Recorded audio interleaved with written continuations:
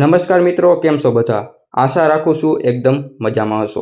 મિત્રો, આજના વિડીયોમાં આપણે વાત કરીશું કે તમે આઈ ખેડૂત પોર્ટલ પર ખેતીવાડી, પશુપાલન અને મત્સ્ય ઉદ્યોગમાં જે અરજી કરેલ છે તેની પ્રિન્ટ કેવી રીતે ડાઉનલોડ કરવી, અને એ પણ મોબાઈલની મદદથી. તો મિત્રો, વિડીયો શરૂ કરતા પહેલા હું તમને જણાવી દઉં કે તમે જો આ ચેનલ ઉપર નવા હોય તો આ ચેનલને સબસ્ક્રાઇબ કરવાનું ભૂલતા નહીં, અને વિડીયો ગમે તો લાઈક અને એક કોમેન્ટ પણ કરી દેજો, જેથી આ વિડીયો વધુમાં વધુ લોકો સુધી પહોંચી જાય. તો ચાલો મિત્રો, વિડીયોને શરૂ કરીએ. તો મિત્રો, સૌપ્રથમ તમારે મોબાઈલમાં કોઈ પણ એક બ્રાઉઝરને ઓપન કરી લેવાનું રહેશે, જેમાં તમે ગૂગલ, ક્રોમ કે અન્ય કોઈ બ્રાઉઝરને ઓપન કરી શકો છો. ત્યારબાદ અહીંયા તમારે સર્ચ બારમાં આઈ ખેડૂત 2.0 સર્ચ કરવાનું રહેશે. એટલે તમારી સામે જે પહેલી જ વેબસાઇટ આવે તેને તમારે ઓપન કરી લેવાની રહેશે. તો મિત્રો, અહીંયા આ પેજને હું ડેસ્કટોપ સાઇટમાં કરી લઉં છું, જેથી તમને જોવામાં સરળતા રહે. ત્યારબાદ અહીંયા ઉપરની સાઈડ લોગિનનું જે આઇકન જોવા મળે છે તેના ઉપર તમારે ક્લિક કરવાનું રહેશે. અહીંયા અરજી કરતા સમયે તમે જે મોબાઈલ નંબરનો ઉપયોગ કરેલ હતો તેને અહીંયા તમારે દાખલ કરી દેવાના રહેશે. ત્યારબાદ નીચે તમે જે પાસવર્ડ સેટ કરેલ હતો તે અહીંયા દાખલ કરી દેવાનો રહેશે.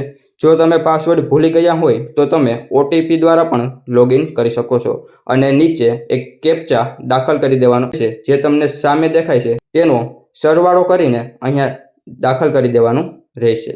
આટલું કર્યા બાદ નીચે જે લોગિનનું આઇકન જોવા મળે છે તેના ઉપર ક્લિક કરી દેવાનું રહેશે. મિત્રો, તમે લોગિન કરો અને આ પ્રકારે લોડિંગની એરર આવે તો તમારે આ પેજને એકવાર રિફ્રેશ કરી દેવાનું રહેશે. ત્યારબાદ અહીંયા ઉપર તમને જે 3 લાઇન જોવા મળે છે તેના ઉપર તમારે ક્લિક કરવાનું રહેશે. એટલે આ પ્રકારે તમને ઓપ્શન જોવા મળી જશે, જેમાં તમારે અરજી ઉપર ક્લિક કરવાનું રહેશે. એટલે તમે વર્ષ 2026-27માં જે અરજી કરેલ હશે તેનું લિસ્ટ જોવા મળી જશે. તો મિત્રો, અહીંયા તમારે આ પેજને જમણી બાજુ સ્ક્રોલ કરવાનું રહેશે. તો અહીંયા તમને 2 ઓપ્શન જોવા મળશે, પ્રિન્ટ અને રીસેટ પ્રિન્ટ. તો મિત્રો, અહીંયા તમે જે અરજીની પ્રિન્ટ ડાઉનલોડ કરવા માગો છો તેના ઉપર ક્લિક કરવાનું રહેશે. તો અહીંયા હું પ્રિન્ટ ઉપર ક્લિક કરી દઉં છું. તો તમે જોઈ શકો છો કે પ્રિન્ટ ડાઉનલોડ થવાનું શરૂ થઈ ગયું છે. અહીંયાથી તમે પ્રિન્ટને ખોલી પણ શકો છો. મિત્રો, તમારી અરજી જ્યારે મંજૂર થશે ત્યારે તમારે દસ્તાવેજની સાથે આ અરજીનો નમૂનો પણ સાથે રાખવાનો રહેશે. હવે ઘણા બધા મિત્રોનો એક સવાલ છે, અમારે અરજીની સામે પ્રિન્ટનું ઓપ્શન આવતું નથી.